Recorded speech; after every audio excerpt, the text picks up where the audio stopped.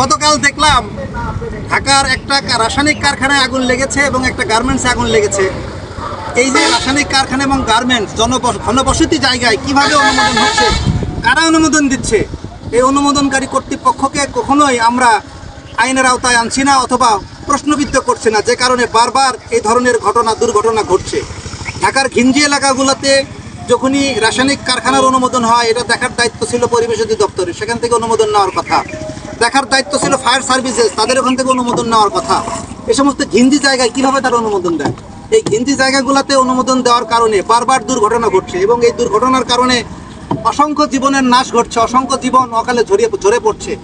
অতি দ্রুততার সাথে রাজধানীর এই ঘিঞ্জি এলাকাগুলো থেকে অবশ্যই এই সমস্ত রাসায়নিক গুদাম কিংবা গার্মেন্টস ফ্যাক্টরি যেগুলা পরিবেশসম্মত নয়, বসবাসের উপযোগী এই জায়গাগুলোতে এই গার্মেন্টস ফ্যাক্টরি কিংবা রাসায়নিক গুদামের বা রাসায়নিক কারখানার অথবা কোনো ধরনের কেমিক্যাল কারখানার অনুমোদন না দেওয়ার জন্য কর্তৃপক্ষকে এখন ভাবার সময় এসেছে। না হলে বছরের পর বছর শুধু জীবনের হানি ঘটবে, কিন্তু এর দায়ভার কেউ নিবে না, এটা তো হতে পারে না।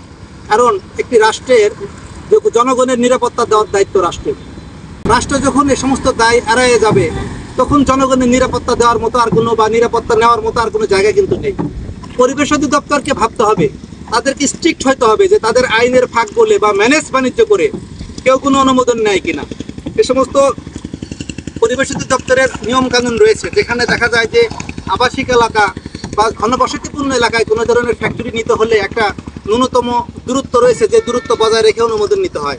সে ধরনের ন্যূনতম দূরত্ব বজায় রেখে অনুমোদন দেওয়া হচ্ছে কিনা বা নিচ্ছে কিনা, এই বিষয়টা পরিবেশ অধিদপ্তরকে খেয়াল রাখতে হবে। আর ফায়ার সার্ভিসকেও খেয়াল রাখতে হবে যে প্রত্যেকটা বিল্ডিংয়ে ফায়ার ফাইটিং ইকুইপমেন্ট এবং এক্সিট পয়েন্ট রয়েছে কিনা, খুব সহজে মানুষ বের হয়ে যেতে পারে কিনা কোনো একটা দুর্ঘটনা ঘটলে, সেই বিষয়ে তাদেরকে অবশ্যই নজর দিতে হবে। নচেত বছরের পর বছর জীবন নাশ হবে, মানুষের জীবন চলে যাবে, আর সবাই শুধু দায়ভার এড়িয়ে যাবে। এটা কখনোই হতে পারে না এবং এটা কখনো কাম্য নয়। আমরা সাধারণ জনগণ আশা করি পরিবেশ অধিদপ্তর, ফায়ার সার্ভিস এবং সকল প্রকার অধিদপ্তর আইনের ফাঁকফোকর করলে কোনোভাবেই জন্য কোনো প্রকার লাইসেন্স প্রদান করা না হয়। এভাবে যদি লাইসেন্স প্রদান আমরা বন্ধ করে দিতে পারি, তাহলে ধরনের দুর্ঘটনা অর্ধেক কমে যাবে।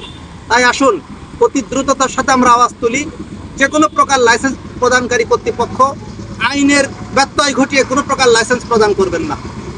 কোনো প্রকার আইনের ব্যত্যয় ঘটিয়ে কোনো লাইসেন্স প্রদান করা যাবে না। বিশেষ করে রাজধানীর ঘনবসতিপূর্ণ এলাকায় কোনো প্রকার কেমিক্যাল কারখানার অনুমোদন দিলে বছরের পর বছরে ধরনের দুর্ঘটনা ঘটবে। নিমতলির ভয়াবহ আগুনের ঘটনা আমরা কখনোই ভুলে যাইনি। পুরান ঢাকায় চকবাজারে যে আগুন লেগেছিল, অনেক লোকের প্রাণ হানি ঘটেছিল, সেটা আমরা ভুলে যাইনি। রাজধানীর গার্মেন্টস ফ্যাক্টরিগুলোতে মাঝে মাঝে আগুন লাগছে এবং সেখানে দেখা যাচ্ছে যে যখন আগুন লাগে তখন এক্সিট পয়েন্টগুলো বন্ধ, ইমার্জেন্সি এক্সিট পয়েন্টগুলো বন্ধ থাকে।